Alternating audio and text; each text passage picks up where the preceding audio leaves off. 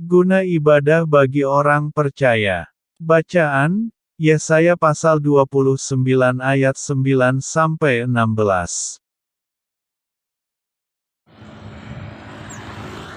Dan Tuhan telah berfirman, oleh karena bangsa ini datang mendekat dengan mulutnya dan memuliakan aku dengan bibirnya.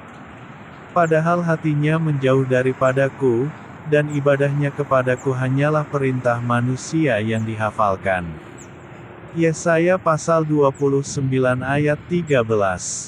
Tuhan mengecam bangsa Israel karena ibadah yang mereka jalankan selama ini hanyalah rutinitas belaka.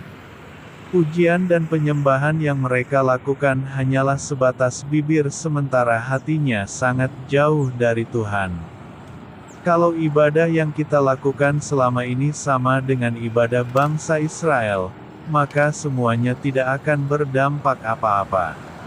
Sesungguhnya ibadah adalah media penginjilan gereja bagi dunia.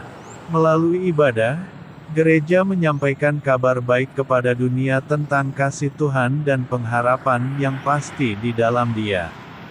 Rasul Paulus mengatakan bahwa ibadah itu berguna dalam segala hal.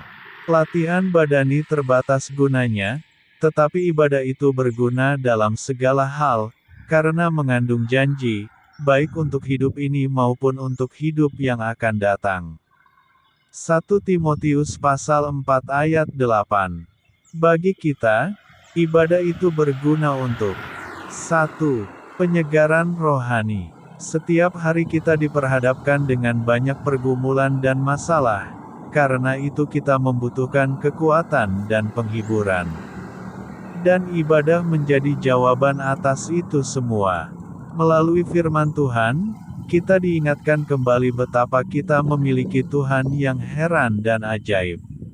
Masalah yang kita alami tidak sebanding dengan kebesaran dan kuasa Tuhan. Hal ini memberikan ketenangan hidup bagi kita. Kalau kita beribadah hanya dengan tujuan supaya Tuhan mengabulkan doa-doa kita dan memberkati kita, maka kita akan menjadi kecewa dan stres.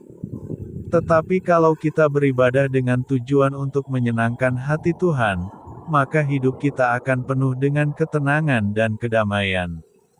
Sesungguhnya, ibadah menolong orang percaya untuk tetap memiliki pengharapan kepada Tuhan sehingga dapat lebih sabar dalam menghadapi kesulitan hidup. 2. Pelayanan. Dalam ibadah kita berkumpul dengan keluarga besar kerajaan Allah. Ada tertulis, demikianlah kamu bukan lagi orang asing dan pendatang, melainkan kawan sewarga dari orang-orang kudus, dan anggota-anggota keluarga Allah. Efesus pasal 2 ayat 19. Oleh karena itu kita harus saling mengasihi dan melengkapi satu sama lain, dan dalam ibadah inilah kita memiliki kesempatan untuk melayani Tuhan.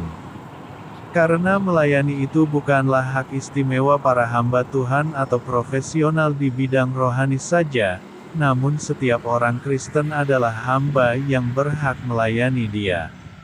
Beribadahlah dengan segenap hati dan layanilah Tuhan, karena Dia layak mendapatkan yang terbaik dari hidup kita. Berbahagialah orang yang melakukan firman Tuhan. Tuhan Yesus Kristus memberkati.